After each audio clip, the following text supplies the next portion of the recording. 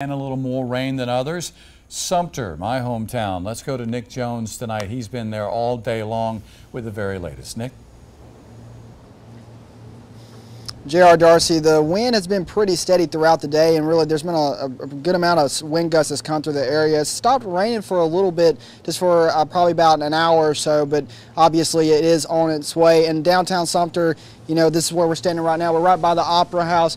They're not playing games with this storm either. They're worried about the flooding as well, so they do have sandbags placed in front of this area. And as far as the power outages go in the area, downtown has not been impacted yet, but there's been over 1,000 reported, at least with Duke Energy. And as JR just mentioned, there's been over 100 with the Black River co-op that did mention that how many power outages they've had. But we did talk to the Emergency Operations Command about some advice they want to give people while they're staying at home tonight.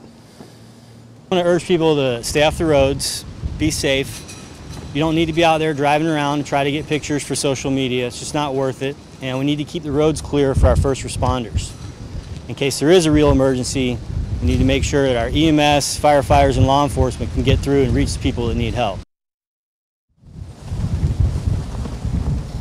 And as you mentioned, this storm is not a game. It's not to come out here to post videos and pictures to social media. It's not a safe thing to do in the first place. But as you mentioned, emergency responders, they're trying to get through. If these people need to get somewhere and help somebody, they need to have that open road. So it's best if everybody just stays indoors and make sure they don't come outside. Another thing you mentioned that Joe Perry mentioned was making sure that you stay off the cell phones as much as possible. And the reason for that is if somebody has to make that emergency phone call and they need help, they don't want to have the issue of trying to filter through all the calls through the cell phone tower, and they may not be able to get that 911 call connected. They said they had that issue during the flood where they were getting that busy line. So if you are in Sumter, try to stay off your cell phones as much as possible, so if somebody does need that emergency help, they can get it. Back to you in the studio.